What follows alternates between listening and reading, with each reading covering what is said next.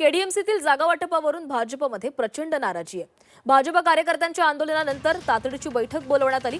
रवींद्र चव्हाणांनी पदाधिकाऱ्यांसोबत सविस्तर चर्चा केलेली आहे आणि यावेळी सर्व कार्यकर्त्यांना मिळालेल्या त्या जागांवर समाधान मानत युती धर्म पाळण्याच्या सूचना दिलेल्या आहेत। तर कार्यकर्त्यांना युती धर्म पाळण्याच्या सूचना देण्यात आलेल्या आहेत। रवींद्र चव्हाण यांनी कार्यकर्त्यांना या संदर्भात आदेश दिले। दरम्यान याचाच आढावा घेतलाय आमचे प्रतिनिधी आतिश भोईर यांनी।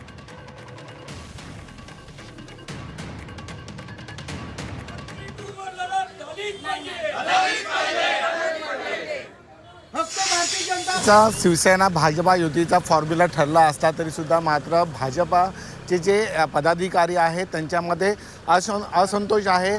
काल रात्रीच भाजपाचे कार्यकर्ते जे आहेत ते आमदार सुरभाई गायकवाड यांच्या कार्यालयासमोर बाहेर घोषणाबाजी करत होते। त्याचप्रमाणे आज सकाळी देखील कल्याण पश्चिममध्ये देखील भाजपच्या कार्यकर्त्यांनी घोषणाबाजी केलेली आहे की जी युती झालेली आहे ते युती आम्हाला मान्य नाही। फक्त कल्याण पूर्वेमध्ये 7 जागा देण्यात आलेल्या आहेत, तर 9 जागा ज्या आहेत त्या कल्याण पश्चिममध्ये देण्यात, त्यामुळे असंतोष आहे। मी आहे डोंबिवली येथे। आपण पाहू शकता की प्रदेशाध्यक्ष रवींद्र चव्हाण जे आहेत त्यांच्या निवासस्थानाबाहेर उभा आहे।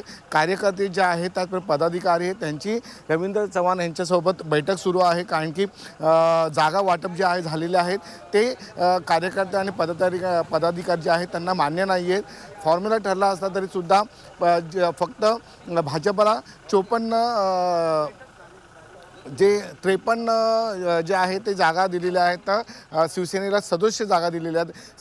समान जागा दिल्या नसल्यामुळे कार्यकर्त्यांमध्ये मोठ्या प्रमाणामध्ये असंतोष आहे। जे पदाधिकारी आहेत कार्यकर्ते आहेत ते रवींद्र चव्हाण जे आहेत त्यांच्या निवासस्थानी इथे आलेले आहेत। मात्र जे रवींद्र चव्हाण जे आहेत त्यांनी पदाधिकारी आहेत किंवा कार्यकर्ते त्यांना सांगण्यात आलेले युती धर्म पाळा, युतीने जे ठरवले आहे त्याचप्रमाणे सर्व जे हे निवडणुका ज्या होऊ शकतात।